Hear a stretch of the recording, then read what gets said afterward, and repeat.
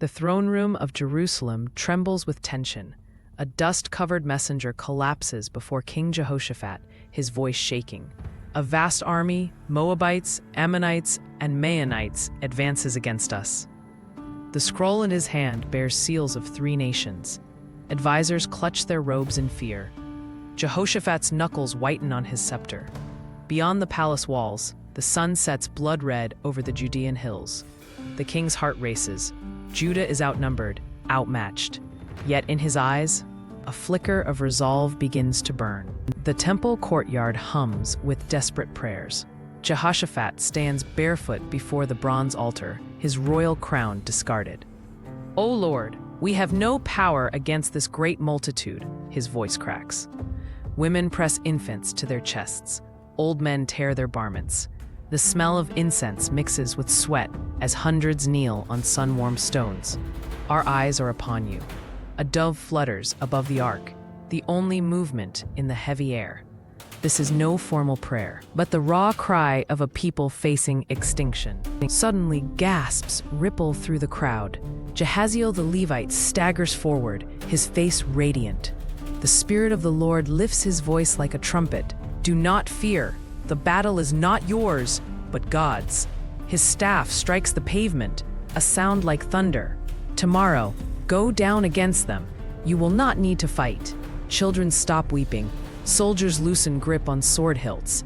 The prophet's finger points east, where enemy campfires glow like hellish stars. "Stand still and see the salvation of the Lord." Dawn breaks over strange preparations. Instead of sharpening swords, priests don holy ephods. Temple singers tune harps where armor should clatter.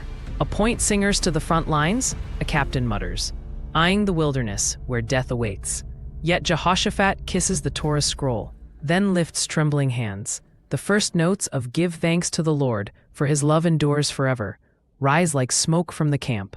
Soldiers exchange glances. This is either madness or the wisest strategy ever conceived. The procession defies all military logic. At the front, singers sway under billowing banners embroidered with the Lion of Judah.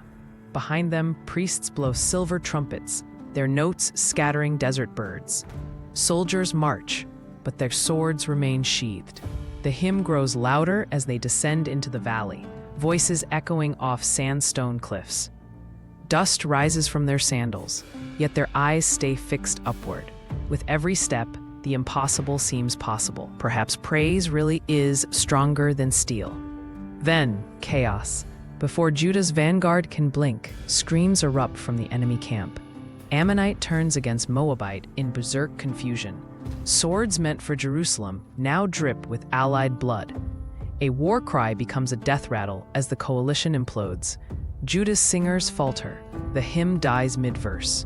From their vantage point, they witness divine strategy. God has weaponized madness itself. Smoke pillars mark where tents once stood. No Judean hand lifted a weapon. Yet victory hangs thick in the air. For 3 days they gather spoils. The valley of Barakah, blessing, overflows with abandoned treasures. A boy stacks gold goblets higher than his head. Women fold fine linen once destined for Judean slaves. Jehoshaphat runs fingers through a chest of uncut gems, laughing like a child. "More than we carried into battle," a priest exclaims. Camels groan under the weight of God's ironic provision. The same sands that should have drunk their blood now cradle abundance. Here, in the wilderness, they've found manna for the soul. Jerusalem's gates swing wide. The city explodes with cymbals, drums, and dancing. Children weave through the procession waving palm branches. "Look at their faces," a grandmother whispers. No fear shadows these eyes now. Jehoshaphat leads, his battle tunic replaced with royal purple again. But this is no conqueror's strut. It's the joyful stumble of those who witnessed the impossible. The same road that carried them toward death now bears them home. Every step a living testament. When praise leads, victory follows. The temple courts smell of sacrifice and singing. Jehoshaphat prostrates himself before the holy place, his tears mixing with wine offerings. Levites sing the song from the battlefield, but now with fuller understanding. "We came to you empty-handed, the king whispers against the marble floor. You return us overflowing. Incense smoke curls toward heaven like the prayers that started it all. Outside, the spoils pile high, not just wealth, but monuments to this truth. The weapons of worship outlast all earthly swords. Seasons turn in tranquility. Farmers till soil where armies once marched. Children play unafraid beneath Jerusalem's walls. At the palace, ambassadors from Edom and Philistia bow low, their threats silenced by stories of the valley where nations destroyed themselves. Jehoshaphat walks the ramparts at twilight, running fingers over new vines growing between the stones. The watchman's cry echoes, all quiet.